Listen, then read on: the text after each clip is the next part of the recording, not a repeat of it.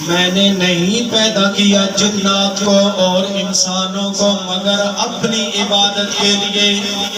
جنات کو اللہ نے اپنی عبادت کے لیے بنایا، انسانوں کو اللہ نے اپنی عبادت کے لیے بنایا۔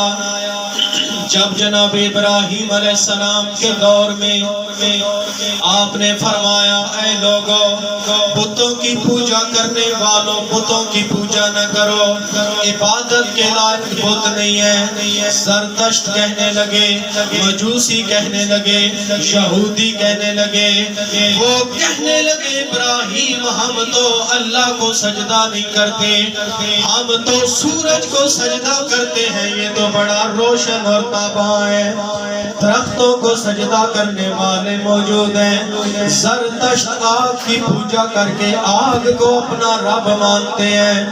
لیکن میرے دوستو، ابراہیم علیہ السلام کے مقابلے میں آ کر کہنے لگے ابراہیم فَلَمَّا جَنَّ عَلَيْهِ اللَّيْلُ رَأَىٰ كَوْكَبًا قَالَ هَٰذَا رَبِّي۔ اے ابراہیم، ہم ستارے کی پوجا کرنے والے ہیں، یہ بڑا روشن اور تاباں ہے، ہم اسی کو اپنا رب مانتے ہیں۔ فرمایا انتظار کرو۔ جب شام ہوئی، چاند چڑھ گیا، چاند کو خدا ماننے والے کہنے لگے فَلَمَّا رَأَى الْقَمَرَ بَازِغًا قَالَ هَٰذَا رَبِّي۔ اے ابراہیم، یہ ستارے سے بھی زیادہ بڑا اور روشن تاباں ہے، ہم چاند کی پوجا کریں گے۔ آپ نے فرمایا عقل کے اندھو ذرا انتظار کرو۔ جب رات گزری تو چاند کی روشنی بھی ختم ہو گئی۔ آپ نے فرمایا اب کس کی عبادت کرو گے؟ لاجواب ہو گئے۔ جب صبح کا وقت آیا، ارے مشرق کی جانب سے بڑی شان کے ساتھ میرے رب کا، میرے رب کی مخلوق میں سے حسین روشنی والا جب سورج نمودار ہوا، سورج کی پوجا کرنے والے بولے کہنے لگے فَلَمَّا رَأَى الشَّمْسَ بَازِغَةً قَالَ هَٰذَا رَبِّي هَٰذَا أَكْبَرُ۔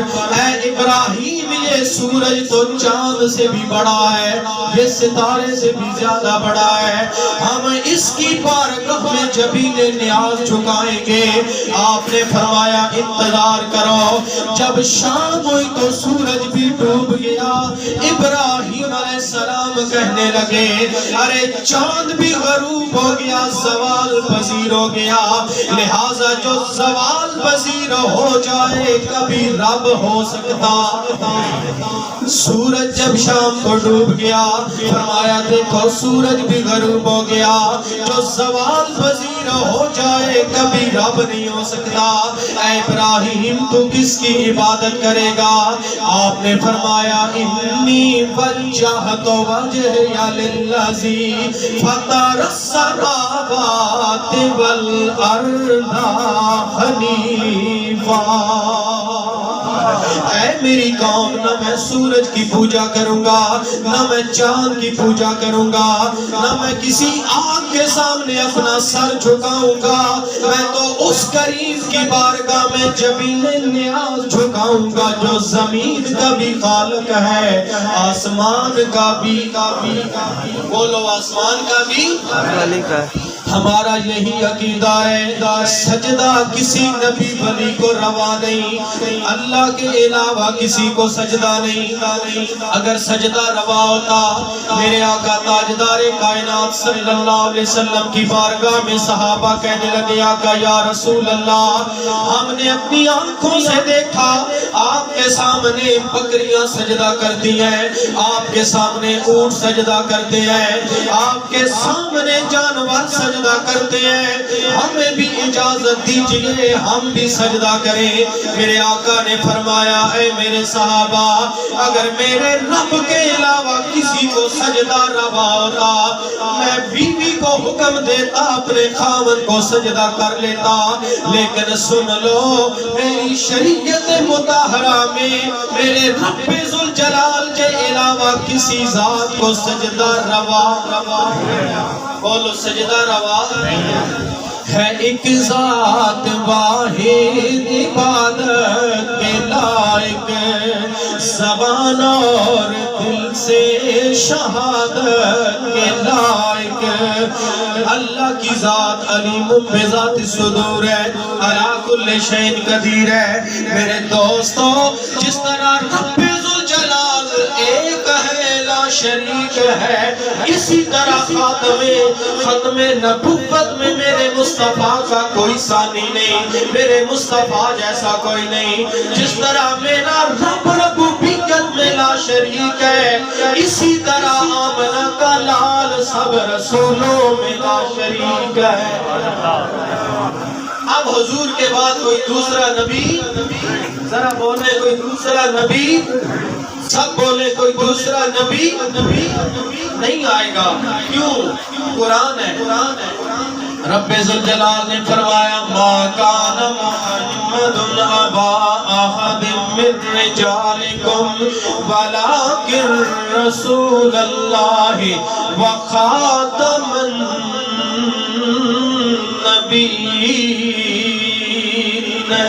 اے لوگو، وہ رب ذوالجلال اپنی ربوبیت میں یکتا ہے، آمنہ کا لال رسولوں میں یکتا ہے۔ جس طرح رب کے علاوہ کوئی دوسرا رب نہیں ہو سکتا، آمنہ کے لال رسول جیسا کوئی دوسرا رسول۔ ایک بات کی طرف تو میں آپ کی توجہ کروانا چاہوں گا، سارے ماننے والے بیٹھے ہیں کہ جس طرح اللہ لا شریک ہے، اسی طرح میرے آقا حسین علیہ السلام بھی لا شریک ہے۔ بات کو میں نے سمجھانا ہے، پھر آپ کو سمجھ میں آئے گا۔ اللہ کی صفتوں میں اس جیسا کوئی نہیں، لیکن آپ نے دیکھا اس بھری کائنات میں ذات خداوندی کا دعویٰ کرنے والے پیدا ہوتے رہے۔ نمرود نے کہا میں اللہ ہوں، میں رب ہوں۔ فرعون نے کہا میں رب ہوں۔ شداد ساری زندگی رب کا مقابلہ کر کے دنیا میں جنتیں بناتا رہا اور کہتا رہا دیکھو اے پیغمبر وقت، تیرے رب کی جنت کوئی دیکھے نہ دیکھے، میں نے دنیا میں جنت بنا دی ہے۔ اس نے اپنے دل میں ایک مقام سجایا، جنت سجائی، اور اتنی بڑی جنت سجا کر جب جنت میں خود داخل ہونے لگا، پیغمبر وقت موسیٰ علیہ السلام نے کہا مولا دیکھ یہ خود جنت بنا کے جا رہا ہے۔ رب نے فرمایا انتظار کر، میں ذوالجلال والاکرام ذات ہوں، میں علیم بذات الصدور ذات ہوں۔ ابھی دو گھوڑے کے پاؤں اس جنت کے دروازے کے اندر تھے، دو باہر تھے۔ فرمایا اسرائیل جاؤ اس کی روح قبض کر لو تاکہ اسے پتہ چلے کہ رب کا مقابلہ کرنے والا بڑی حسرتوں کے ساتھ دنیا سے جاتا ہے، اپنے ہاتھوں سے بنائی ہوئی جنت بھی نہیں دیکھ سکتا۔ ارے دوستو، وہ رب ذوالجلال ہے، مجھے اس میں کوئی مبالغہ نہیں کہتے ہوئے ہم اہل اسلام کا یہ موقف ہے، چاہے سنی ہو تب، دیوبندی ہو تب، اہل تشیع ہو تب، یہاں فرقوں کی بات ہی کوئی نہیں۔ ہم سب مل کر کلمہ طیبہ پڑھنے والے اعلان کرتے ہیں کہ اللہ کا ارادہ اور اللہ ہونے کا دعویٰ تو کرتے رہے ملعون۔ کسی نے کہا میں نبی ہوں، مسیلمہ کذاب نے نبوت کا دعویٰ کیا، قادیانی نے نبوت کا دعویٰ کیا۔ ارے نبی کا دعویٰ کرنے والے تو پیدا ہوتے رہیں گے، اللہ ہونے کا دعویٰ کرنے والے، خدا ہونے کا دعویٰ کرنے والے پیدا ہوتے رہیں گے۔ آدم علیہ السلام سے لے کر قیامت کسی نے دعویٰ نہیں کیا اور کوئی بھی نہیں کر سکتا کہ میں حسین ہوں۔ اگر حسین ہونے کا دعویٰ کرے تو پھر کربلا کے میدان میں معصوموں کے لاشوں سے بھی گزرنا پڑے گا، جوان کی علی اکبر کی لاش سے بھی گزرنا پڑے گا، کائنات میں 3 دن پیاسا شہید ہونا پڑے گا۔ حسین لا شریک ہے، اللہ بھی لا شریک ہے، فرق اتنا ہے وہ اللہ ہے، اپنی صفتوں میں لا شریک ہے، اور کربلا کے میدان میں حسین علیہ السلام کائنات میں صبر دکھانے میں، صبر کرنے میں لا شریک ہے۔ اب نہ کوئی ذات رب کائنات کا شریک ہو سکتا ہے، نہ کوئی ذات حسین ابن علی کا شریک ہو سکتا ہے۔ اسی لیے میرے رب العالمین نے فرمایا تبارک الذی نزل الفرقان علی عبدہ لیکون للعالمین نذیرا۔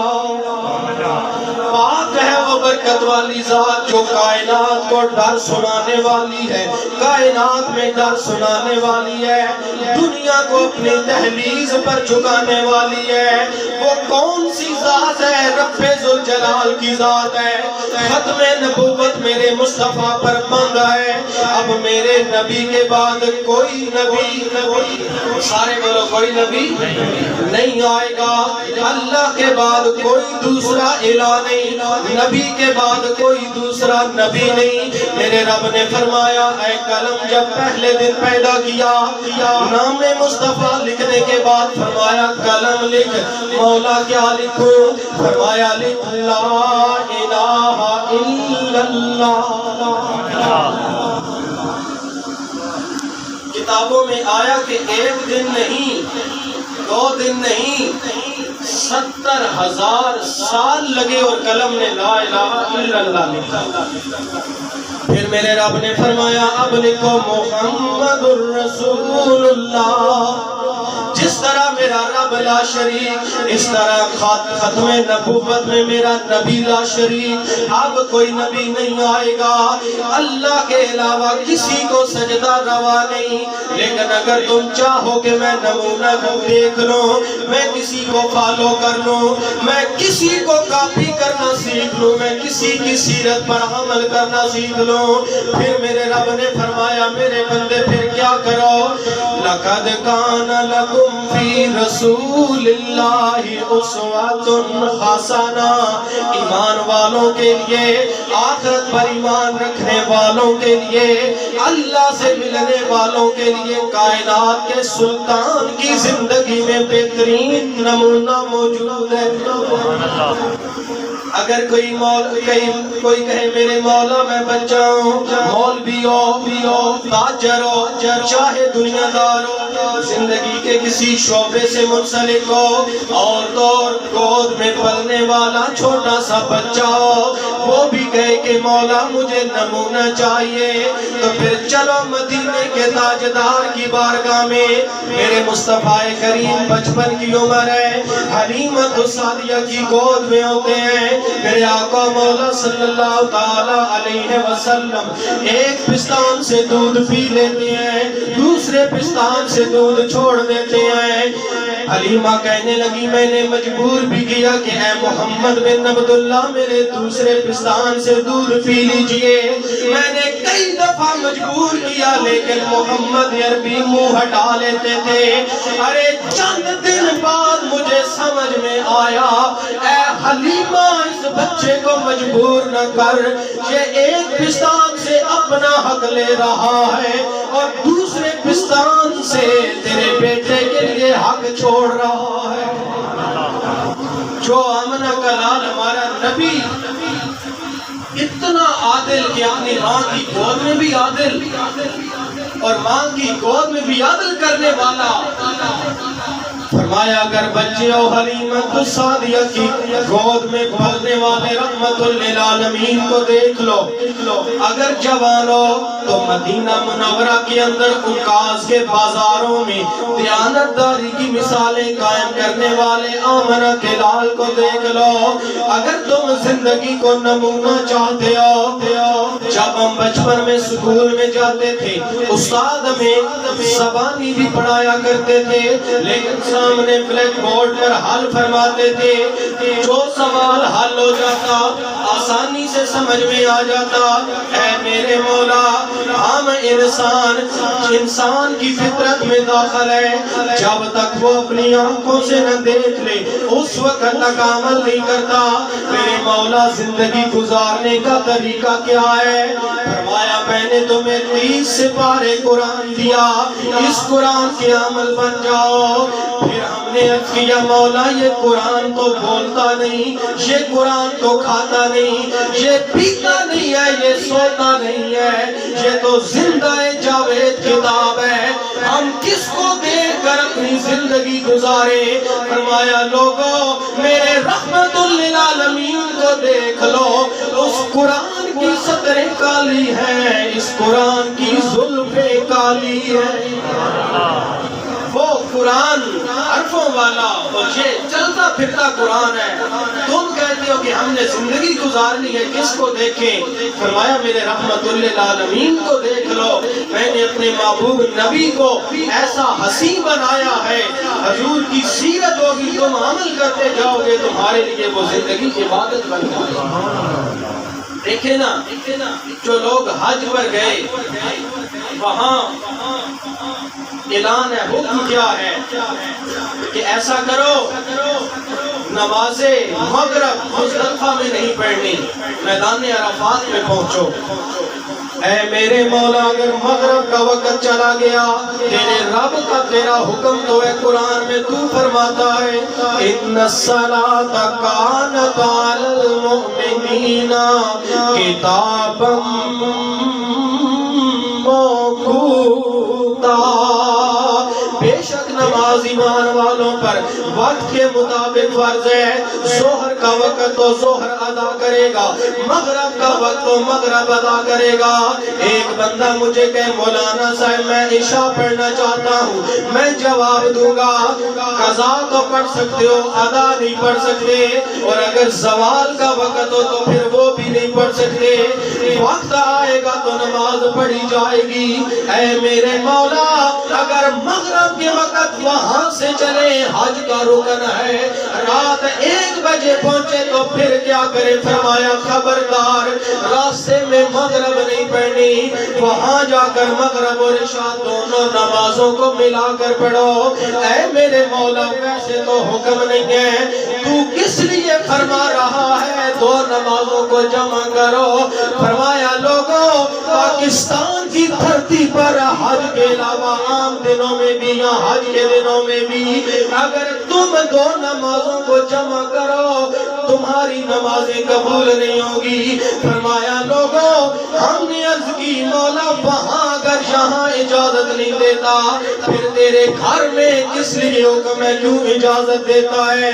فرمایا لوگوں اصل وجہ یہ ہے تم نمازیں پڑھو تو وہ تمہاری مرضی ہوگی۔ ایک دن میرے یار نے حج کے موقع پر عمل فرمایا تھا، میرا محبوب وہاں سے نکلا تھا اور وہاں جا کر مغرب و عشاء نماز ادا کی تھی، اگر تم کرو تو تمہاری عادت ہو جائے گی۔ میرے یار نے عمل کیا، میں نے اپنی بارگاہ میں عادت نہیں رہنے دی بلکہ عبادت بنا دی ہے۔ ہم عمل کریں تو وہ عادت ہے۔ دیکھیں جہاں نخوت اور تکبر سے ایک بندہ یوں چھاتی تان کے چل رہا ہو تو آپ کہیں گے کہ قرآن فرماتا ہے ان اللہ لا يحب المستكبرین، بے شک میرا رب ذوالجلال کسی متکبر کو پسند، کسی سینہ تان کے چلنے والے کو پسند نہیں کرتا۔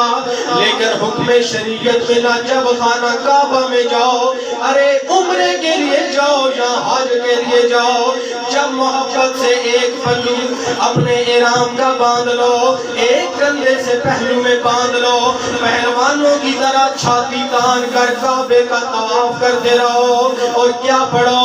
لبیک اللہم لبیک لا شریک لک لبیک ان الحمد والنعمت لک والملک۔ جب اس انداز میں پڑھو پہلوانوں کی طرح چھاتی تان کر چلو، میرے مولا عام زمین پر تو تو حکم نہیں دیتا، منع فرماتا ہے جہاں تیرا گھر ہے کعبہ بیت اللہ ہے، یہاں تو عاجزی ہونی چاہیے، یہاں تو انکساری ہونی چاہیے۔ اصل وجہ کیا ہے؟ میرے مصطفیٰ عاجزی کے ساتھ طواف فرما رہے ہیں، طواف کرتے کرتے کافروں نے تانا دیا، دیکھو ہے بھی رب کا گھر اور رب کا محبوب، لیکن ایسے چل رہے ہیں جس طرح بیمار چلتے ہیں۔ اب میرے رب نے فرمایا میرے یار ایسے نہ چلو، بلکہ پہلوانوں کی طرح چھاتی تان کر چلو۔ میرے مصطفیٰ نے اسی طرح رمل کیا۔ اب کافر چلے گئے، میرے نبی چاہتے تو پھر عاجزی کے ساتھ کرتے، لیکن میرے نبی یوں ہی سینہ تان کر طواف کرتے رہے۔ اب میرے رب نے فرمایا میرے بندے اگر پاکستان کی سرزمین پر تم سینہ تان کر چلو تو تکبر بن جائے گا، یہ تو میری عظیم بارگاہ ہے، یہاں اس لیے سینہ تان کر چلو، اگر تم چلو تو عادت بن جائے گی۔ میرے یار نے اسی طرح طواف کیا تھا، اور سن لو دنیا والوں، میرے یار کی عادتوں کا نام میں نے اپنی عبادت بنا دیا۔ حضور کی عادات اللہ کریم نے اپنی عبادات بنا دیا۔ اب حضور جو کریں تم کرتے چلے جاؤ۔ دیکھیں نا یہ سورج ہے، یہاں ابھی بھی کوئی بندہ منہ سورج کی طرف کر کے کھڑا ہو جائے تو اس کا جو پنجابی چاہیے نا پچھاواں، اس کا سایہ اس کے پیچھے ہوگا، وہ سورج کی طرف منہ کر کے چلتا جائے، سایہ اس کے پیچھے پیچھے ہوگا، اور اگر سورج سے رخ پھیر لے تو پھر سایہ اس کے آگے آگے ہوگا تو سائے کے پیچھے پیچھے ہوگا۔ اسی طرح علماء نے مثال دی، عبادت اللہ کی کرو، اور عمل کے لیے اگر قرآن سے تمہیں عملی نمونہ چاہیے تو رسول اللہ کی سیرت کو دیکھ لو۔ اکیلا قرآن رہنمائی کے لیے تو کافی ہے، لیکن اس قرآن کی شرح کرنے کے لیے، اس قرآن کی تفسیر کرنے کے لیے، اس قرآن کی جرح کرنے کے لیے اگر کوئی انسانی شکل میں ذات دیکھنی ہے تو وہ ایک ذات وجود مصطفیٰ ہے۔ تم دیکھو جو قرآن ہے وہی مصطفیٰ کریم کی سیرت نظر آئے گی۔ اب ایسے ہی کرو کہ جب تم دنیا کے پیچھے پڑ جاؤ گے تو جس طرح سورج سے منہ پھیر لو تو سایہ آگے تم پیچھے، اسی طرح تم دنیا کے پیچھے پیچھے ہوگے، دنیا تمہارے آگے آگے ہوگی۔ اور اگر تم چاہتے ہو کہ دنیا تمہارے مسخر ہو جائے تو تم پھر آسمان نبوت کے سورج محمد مصطفیٰ کی طرف چلنا شروع کر دو، کائنات بھر کی دنیا یہ سائے کی طرح تمہارے پیچھے پیچھے چلنا شروع ہو جائے گی۔ اسی لیے ہم عبادت کے علاوہ اللہ کی ذات کو کے علاوہ کسی کو نہیں ٹھہراتے، اور ختم نبوت میرے مصطفیٰ پر بند ہے۔ اب نمونہ ہے کسی کی زندگی تو وہ بھی میرے مصطفیٰ کی، اخلاق میں بے مثال ہے تو میرے مصطفیٰ، ارے صورت میں بے مثال ہے تو میرے مصطفیٰ، سیرت میں دیکھو تو بے مثال میرے مصطفیٰ، ہر اینگل سے دیکھو، ہر زاویے سے دیکھو۔ جب استاد بلیک بورڈ پر سمجھاتے تھے تو سوالوں کی سمجھ آ جایا کرتی تھی، ہم نے عرض کیا تو رب نے کہا آؤ میرے یار کے دروازے پر آ جاؤ، میرے محبوب کے دروازے پر آ جاؤ۔ اسی لیے کسی کہنے والے نے کیا خوب کہا کہ یکتا ذات واحد ذات الوہیت میں اللہ کی ہے، بولو کس کی؟ بلند آواز سے بولے کس کی؟ باہر والے بھی بولے کس کی؟ سجدے کے لائق کس کی ذات ہے؟ میں بہت بڑی بات کرنے والا ہوں، کس کی ذات ہے؟ اللہ کی، اللہ کے علاوہ کسی کو سجدہ نہیں۔ اور برادران گرامی قدر میرے رب العالمین نے فرمایا میرے محبوب کی اتباع کرو، میرے محبوب کی اطاعت کرو۔ فرمایا لوگو یا ایھا الذین آمنو، باقی نبیوں کا ذکر آیا، کسی امت کو مخاطب کیا تو فرمایا یا ایھا المساکین، اے مسکینو، یا ایھا الغرباء، اے غریبو، کسی کو مسکین پکارا، کسی کو غریب پکارا۔ جب آمنہ کے لال کی امت کی باری آئی، میرے جیسے گناہگاروں کی باری آئی، اب میرا رب کہتا ہے یا ایھا الذین آمنو، اے ایمان کا تاج پہننے والوں، میرے دوستو، لا الہ الا اللہ آدم صفی اللہ پڑھنے والے بھی ایمان والے تھے، لا الہ الا اللہ داؤد خلیفۃ اللہ پڑھنے والے بھی ایمان والے تھے، لا الہ الا اللہ موسیٰ کلیم اللہ پڑھنے والے بھی ایمان والے تھے، ارے یوسف کا کلمہ پڑھنے والے علیہ السلام وہ بھی ایمان والے تھے، ارے سب نبیوں کا کلمہ پڑھنے والے بلا تشبیہ و بلا تمثیل ایمان والے تھے، لیکن رب نے کسی کو غریب کہہ کے پکارا، کسی کو مسکین کہہ کے پکارا، اے میرے مولا ہمیں آمنو کہہ کے کیوں پکارا؟ فرمایا لوگوں تمہیں نہیں پتا، اصل وجہ یہ ہے کہ میں رب ذوالجلال کائنات کو بتانا چاہتا ہوں دنیا والوں، جس امت کو مصطفیٰ مل جائے وہ امت کبھی غریب نہیں ہو سکتی۔ یہ امت مصطفیٰ کا در امتیاز ہے، ہمیں اللہ نے رسول کائنات صلی اللہ علیہ وسلم جیسی عظیم رحمت عطا فرمائی، اور وہ شاعر نے کہا کہ وہ ہر عالم کی رحمت تھے، وہ کائنات بھر کے لیے جو رحمت ہے وہ ہر عالم کی رحمت تھے، وہ جس عالم میں رہ جاتے یہ ان کی مہربانی ہے، یہی عالم پسند آیا، حضور کو پسند آئے تو ہم پسند آئے، ہم گناہگار پسند آئے، اب چلنا ہوگا رسول اللہ صلی اللہ علیہ وسلم کی شریعت پر۔ بہت سی احادیث میں میرے مصطفیٰ تاجدار کائنات صلی اللہ علیہ وسلم نے ارشاد فرمایا، جس میں ختم نبوت کا اشارہ تھا۔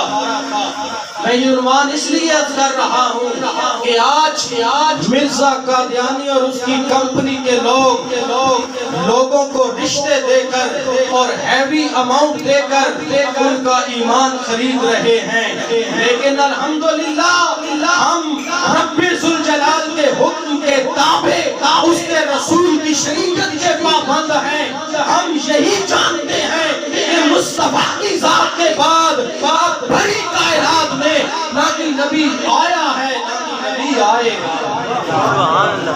حضور نے فرمایا کہ لوگوں میری مثال، حدیث پاک کر رہا ہوں، فرمایا میری مثال ایسے ہے جیسے کسی نے پوری عمارت بنا کر، پورا مکان اور بڑی سی عمارت بنگلہ بنا کر اس میں صرف ایک اینٹ چھوڑ دی ہو، فرمایا وہ اینٹ تو میں محمد مصطفیٰ ہوں، خاتم النبیین ہوں۔ جب مولا کائنات کو عورتوں اور بچوں میں چھوڑ کر گئے غزوہ تبوک کے موقع پر، رونے لگے مولا علی، تو میرے مصطفیٰ کریم نے ارشاد فرمایا علی کیوں رو رہا ہے؟ آقا ہر جنگ میں آپ کے ساتھ، مجھے بچوں اور عورتوں میں چھوڑ کر جا رہے ہیں، میں تو خدا کا شیر ہوں۔ میرے مصطفیٰ نے فرمایا اس دفعہ یہ ڈیوٹی تو ہی کرے گا، اس لیے کہ تو میرے حکم کا پابند ہے، لیکن سن لے یا علی جو اما تردا ان تکون منی، توجہ سے سنیے گا حدیث پاک، یا علی جو اما تردا ان تکون منی بمنزلت ہارون من موسیٰ الا لا نبی بعدی۔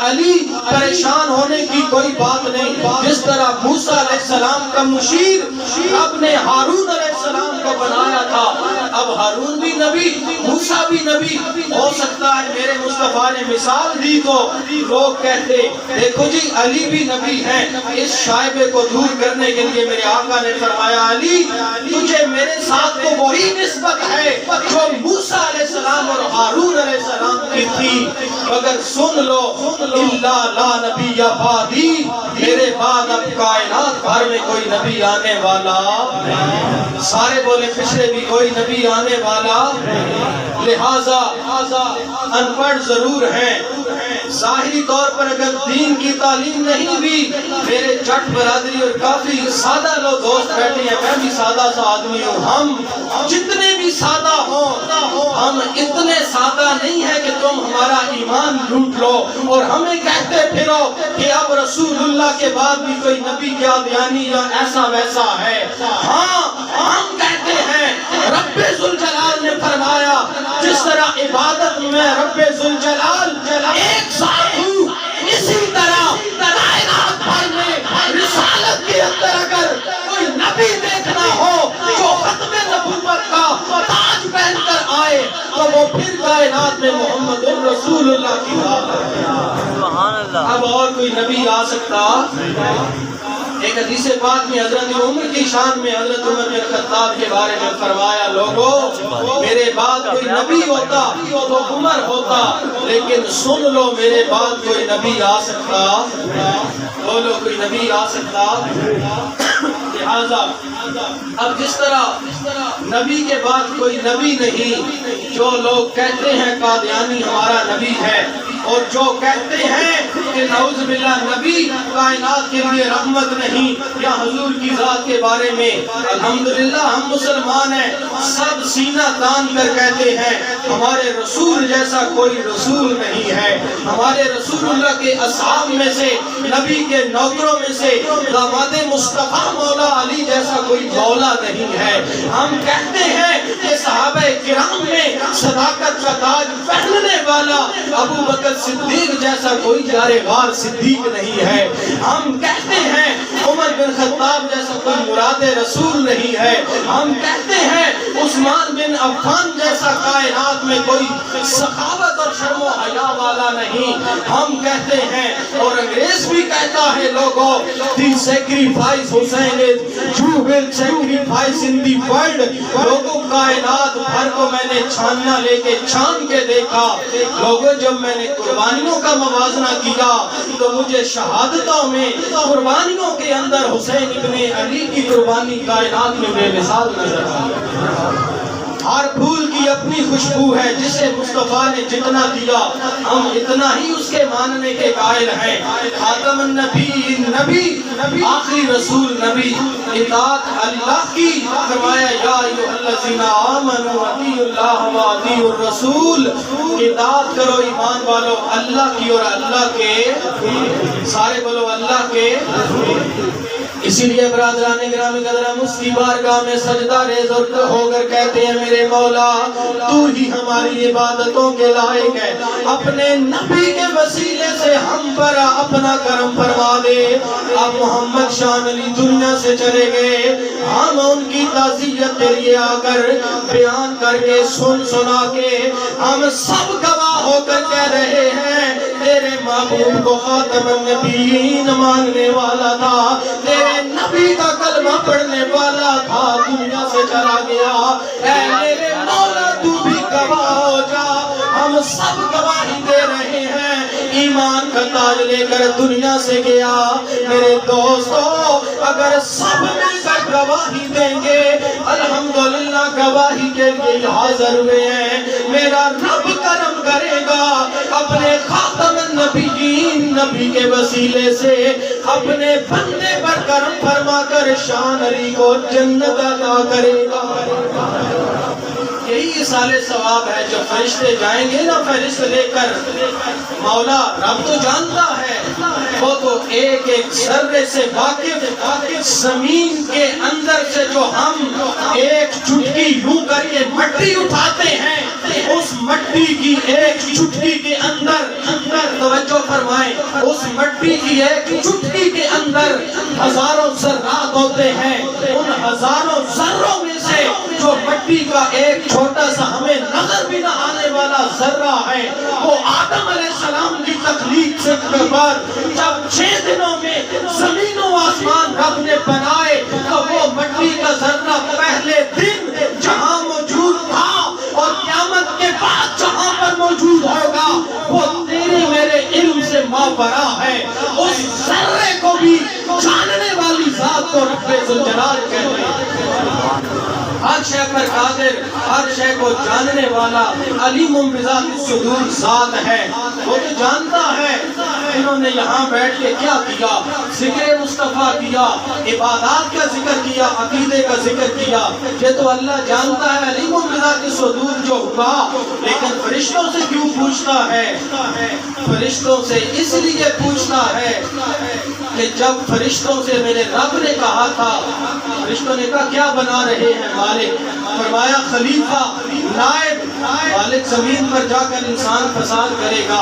فرمایا انی عالم ما لا تعلمون، جو میں جانتا ہوں تم نہیں جانتے۔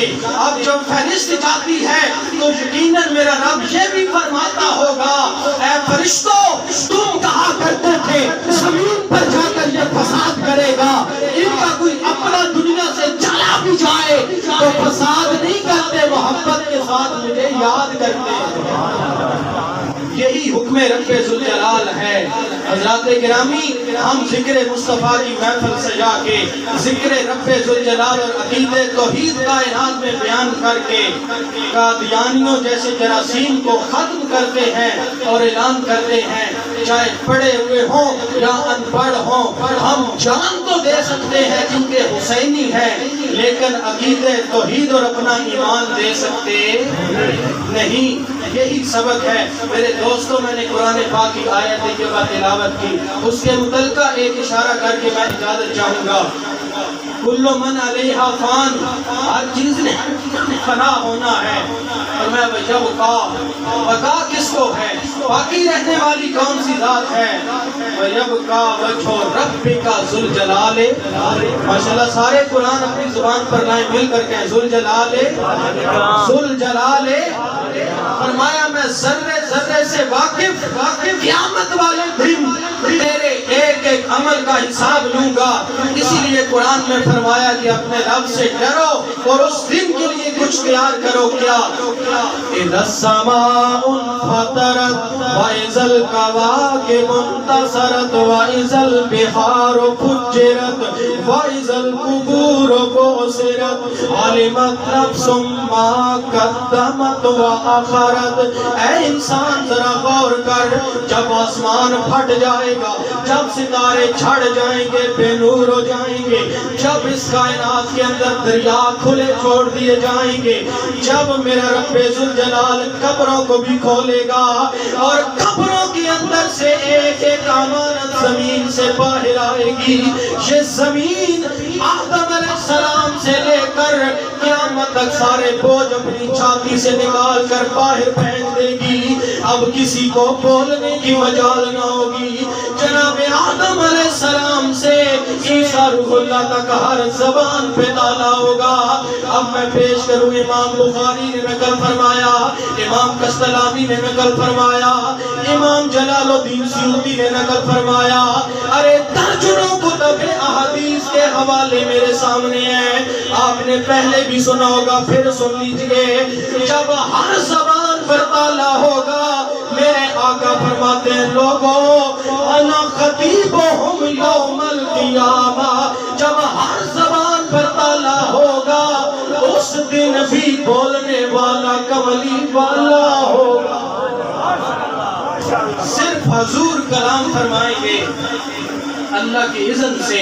محبوب آؤ، اذان کے بعد دعا نہیں مانگتے، اللہم رب ھذی الدعوۃ التامہ والصلاۃ القائمہ، آگے حضور کے وسیلہ کے لیے دعا کرنے پر اس کے بعد مقام محمود کی دعا ہے نا، یا اللہ اپنے محبوب کو مقام محمود عطا فرما۔ کائنات میں کس کی جرت کہ نبی کے لیے دعا کرے مقام محمود؟ ویسے تو جرت نہیں، لیکن حدیث میں میرے آقا نے فرمایا لوگوں قیامت والے دن میرا رب ذوالجلال مجھے بڑی شان کے ساتھ مقام محمود عطا فرمائے گا، اور اے میری امت اس مقام محمود کے لیے میرے لیے تم دعا کرتے رہنا۔ ہم تو حضور کے حکم کی تعمیل کرتے ہیں، وہ بڑی محبتوں والا منبر جس پر سونے، ہیرے اور جواہرات اور جنت کے قیمتی پتھروں سے بنا ہوا منبر بچھایا جائے گا۔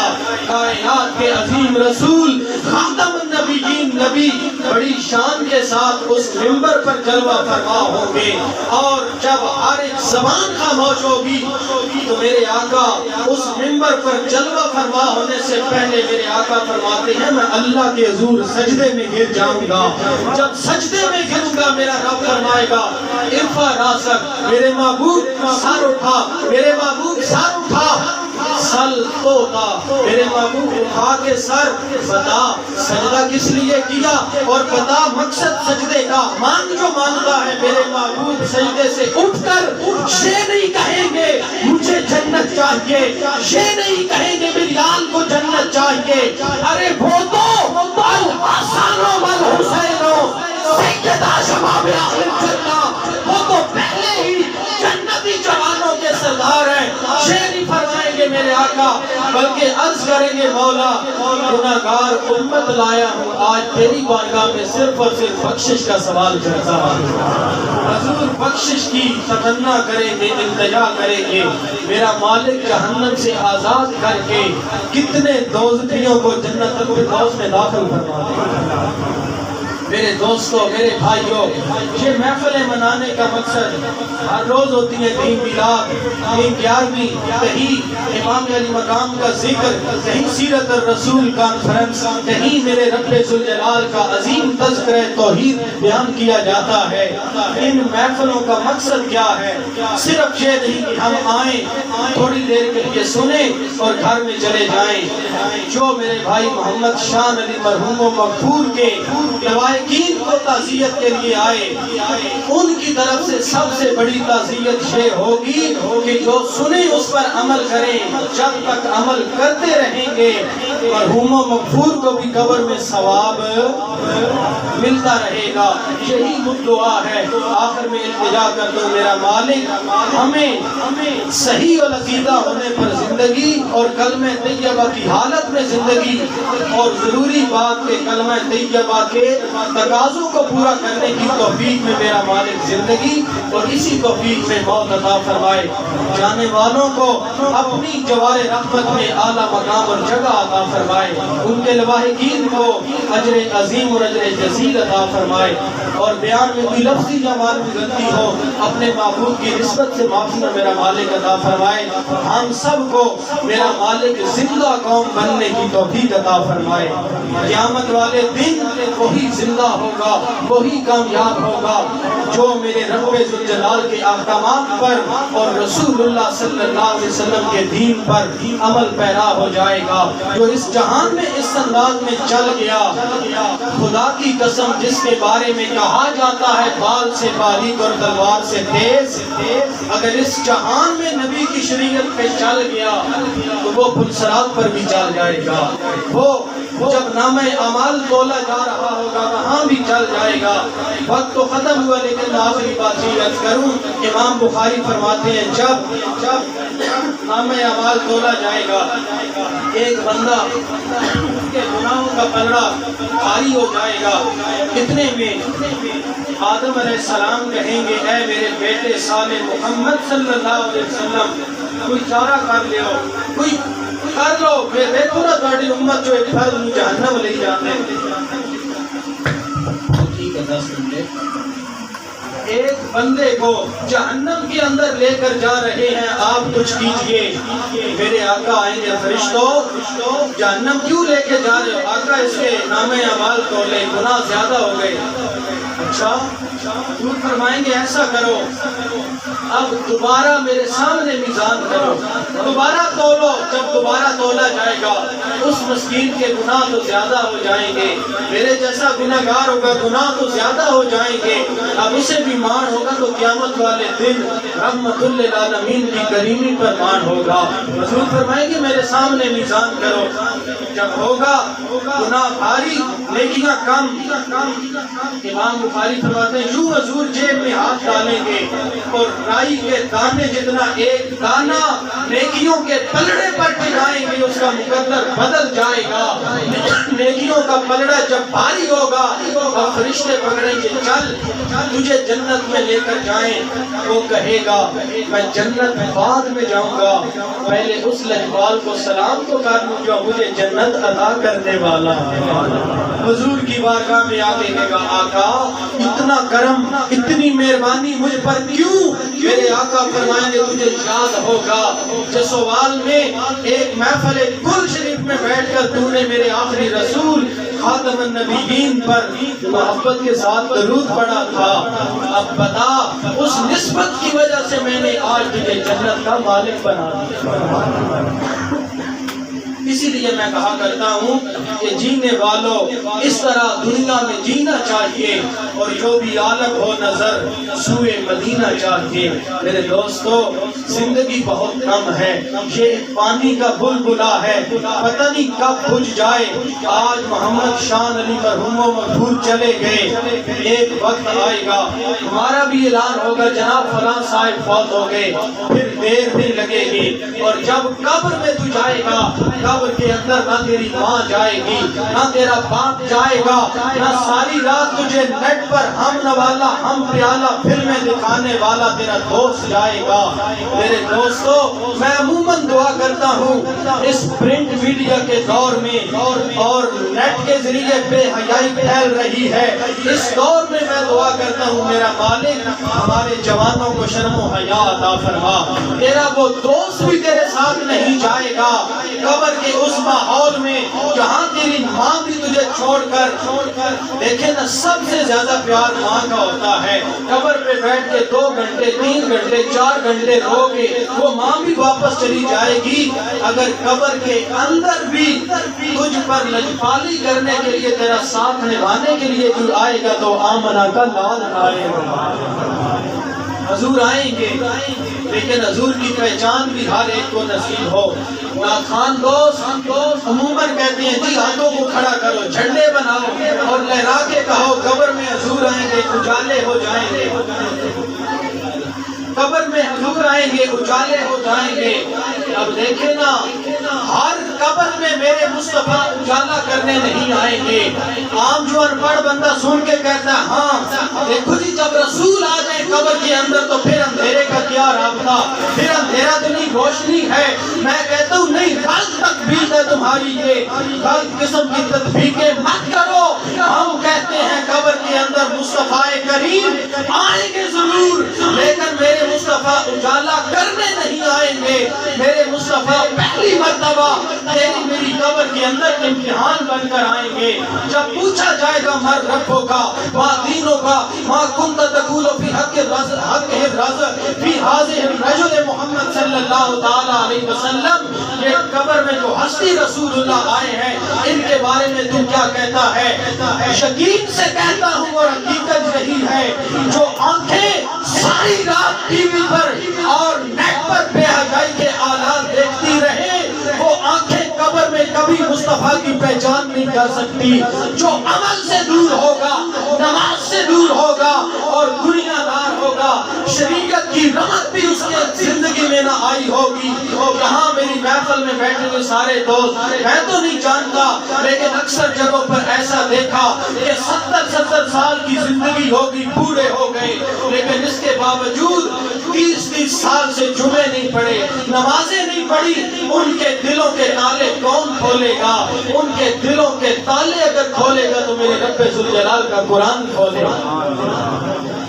مولوی صاحب قرآن تو میں آتا نہیں، کیا کریں، پڑھا کوئی نہیں۔ ایک بزرگ تھے، قرآن نہیں آتا تھا، عشاء کی نماز پڑھ کے مسجد میں دروازے کنڈی لگا کے اندر بیٹھتے، قرآن کھولتے اور قرآن کی سطروں پر جو انگلی رکھتے اور کہتے اے میرے رب ذوالجلال کے قرآن، میں نہیں جانتا تیرے اندر کیا لکھا ہے لیکن اتنا معلوم ہے تو میرے مصطفیٰ کے سینے پر نازل ہونے والا قرآن ہے۔ اور انگلی پھیر کے کہتا یہ بھی حق ہے، یہ بھی سچ ہے، یہ بھی حق ہے، یہ بھی سچ ہے۔ یوں ہی پورا قرآن مکمل کرتا تاریخ اور علماء نے لکھا، شرح صدور کے اندر غالباً موجود ہے کہ اس وقت جب وہ فوت ہوا دنیا سے گیا، سب نے اپنی آنکھوں سے دیکھا قبر سے خوشبو آ رہی تھی اور قبر کی دیواروں پر میرے مصطفیٰ کا قرآن لکھا ہوا، یہ قرآن وفا کرے گا۔ ایک حدیث پاک ہے کہ قیامت والے دن نیک بندے کے سامنے سے قرآن آئے گا اور یوں پکڑ کے کہے گا، جب پکڑے گا بندہ کہے گا کون ہے تو، کون انسان ہے؟ کہے گا میں قرآن ہوں، انسانی شکل میں آیا ہوں اور اب تجھے پکڑ کے لے جا رہا ہوں، ڈر ہے تجھے جہنم کا، پل صراط کا نام ہے اعمال کا، چل چل دنیا میں تو نے مجھے وقت دیا اور پڑھا، آج میں تجھے پکڑ کے اس وقت تک تیرا ساتھ نہیں چھوڑوں گا جب تک جنت میں مصطفیٰ کے قدموں میں نہ۔ یہ قرآن، اور جو نہیں نہیں پڑھے گا، بے عمل ہوگا، قرآن سے دور ہوگا۔ حدیث پاک میں آیا کہ وہ قرآن اس گناہگار کے پیچھے سے آئے گا اور دھکے مارتا ہوا دوزخ رسید کر دے گا۔ اس دن کی ہولناکیوں سے بچنا ہے۔ آؤ قرآن کے عمل ہو جائیں گے، رسول اللہ صلی اللہ علیہ وسلم کی سیرت پر عمل کرنے کی کوشش کیجئے۔ بزرگوں کی محفل سجی تھی، پوچھا گیا بابا جی آپ کی عمر، بزرگوں آپ کی عمر، جوان آپ کی عمر، پوچھا جا رہا تھا۔ ایک بزرگ آدمی داڑھی سفید اور جواب دینے لگے بیٹا میری عمر 2 سال ہے۔ بولو کتنی؟ سارے بولو کتنی؟ 2 سال۔ لوگ تعجب کے ساتھ کہنے لگے بابا جی دیکھنے میں تو آپ کی عمر 70 سے بھی ابو ہے، لیکن آپ کہتے ہیں میری عمر 2 سال ہے۔ بابا جی دھاڑے مار کر رونے لگے اور رو کر کہنے لگے بیٹا میری عمر دیکھنے میں 70 سے بھی ابو ہے، لیکن اصل وجہ یہ ہے مجھے 2 سال ہوئے، میں نے توبہ کر کے اپنے مالک والا راستہ اپنایا ہے۔ میں سمجھ رہا ہوں میری پچھلی زندگی بیکار گزری ہے، اصل عمر تو یہی ہے جو یار کو منانے میں گزری۔ آؤ اس رب ذوالجلال کو راضی کر لیں، وقت ہے ابھی۔ جن دوستوں کے دل میں یہ خیال ہو کہ بڑی زندگی باقی ہے توبہ کر لیں گے، نہیں میرے دوست بڑی زندگی باقی نہیں ہے، یہ میرا رب جانتا ہے کب کس میں مرنا ہے۔ آپ نے دیکھا اس ماحول میں سندھ کے اندر سیلاب آیا، لوگوں نے دیکھا ارے ماں باپ کی آنکھوں کے سامنے ان کی اولاد بہہ گئی، لیکن وہ مایوس مجبور کچھ نہ کر سکے۔ جب میرے رب ذوالجلال کا امتحان ہو یا عذاب ہو، جب اس کی پکڑ آتی ہے، پھر اس کا امتحان آتا ہے، پھر وہ اپنے بندے کو آزماتا ہے۔ میرے رب کا قرآن کہتا ہے اسی لیے جو میری بارگاہ میں امتحان دیتے ہوئے ثابت قدم ہو گیا، میں رب ذوالجلال اپنی بارگاہ میں اسے ولایت کا تاج عطا فرما دوں گا۔ کائنات میں ولایت تو اللہ نے بہت سی قسموں کی بنائی، اور ایک روایت میں آیا کہ سخت مزاج اور ترش مزاج بیوی اگر کسی شوہر کے متھے اور گل پڑ جائے تو اس شوہر کے صبر کرنے پر بھی اللہ تعالیٰ اس کو ولایت عطا فرما دیتا ہے۔ وہ بھی ثواب ہے، لیکن شرط کہ جو میں نے پہلے کہا لا الہ الا اللہ محمد الرسول اللہ صلی اللہ علیہ وسلم، اس کلمے کو صرف طوطے کی طرح زبان سے الاپنا نہیں، بلکہ اصل مقصد یہ ہے مسلمان ہونے کا ہم اس کلمے کے تقاضوں کو پورا کریں۔ بولو کلمے کے تقاضوں کو پورا کریں۔ میرے آقا صلی اللہ علیہ وسلم نے فرمایا لوگوں لا الہ الا اللہ محمد الرسول اللہ مفتاح الجنہ، اے میرے صحابہ یہ کلمہ طیبہ جنت کی چابی ہے۔ میرے آقا نے بعد میں دیکھا مسجد میں صحابہ کم نظر آئے، میرے آقا فرمانے لگے کہاں گئے؟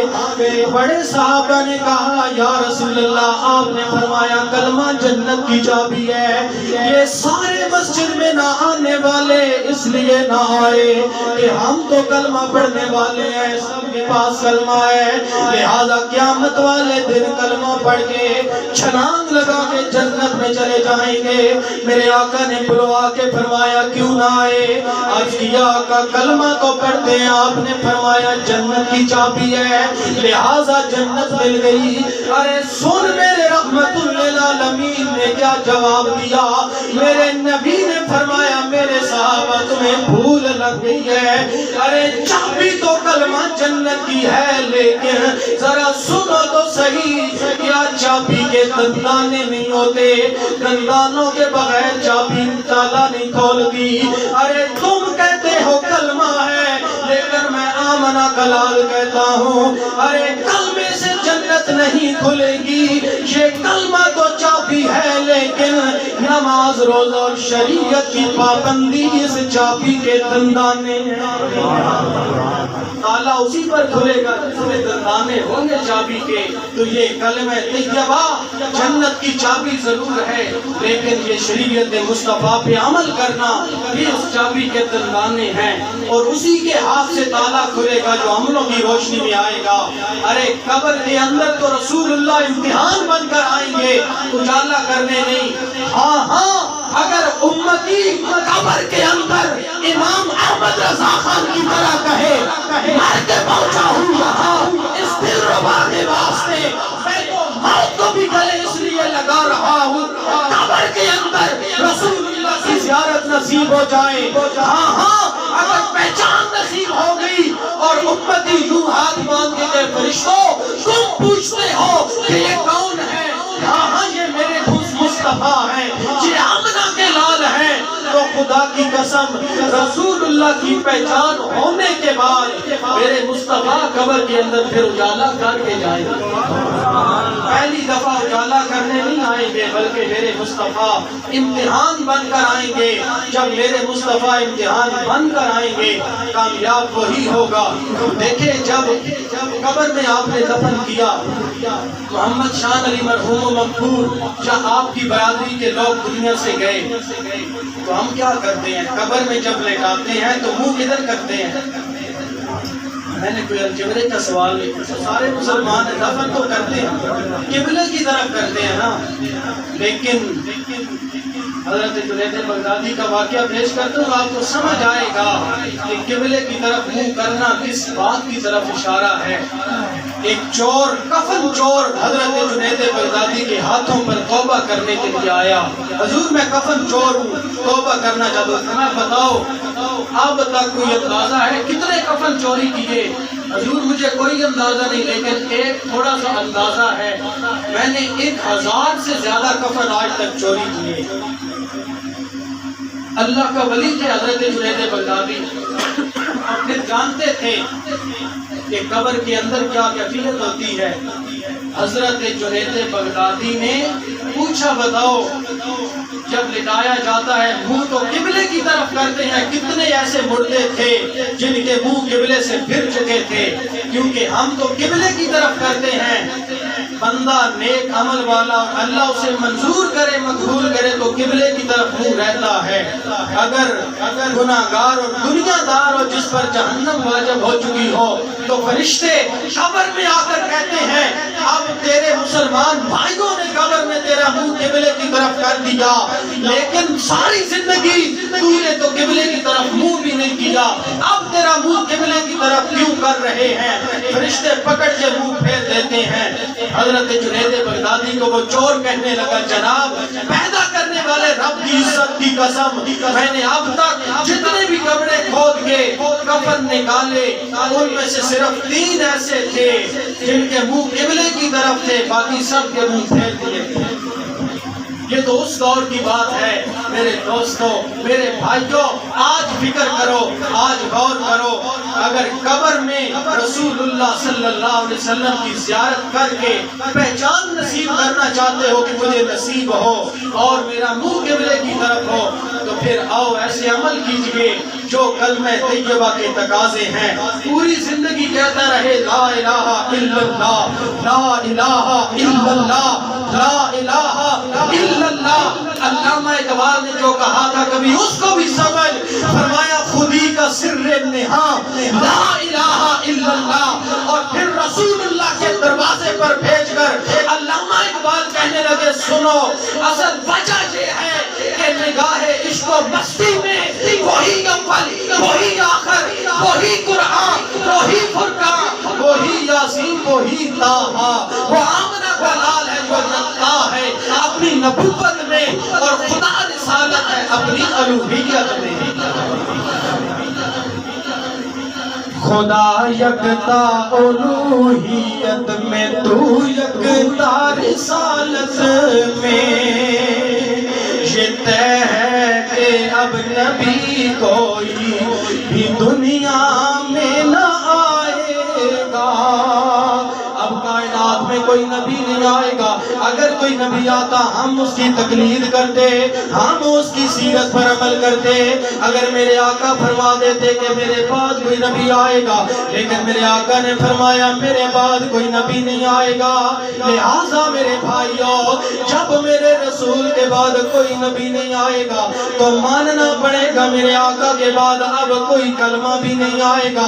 کلمہ بھی ایک ہے، قرآن بھی ایک ہے، ارے کعبہ بھی ایک ہے، رب ذوالجلال بھی ایک ہے، میرے مصطفیٰ بھی ایک ہے۔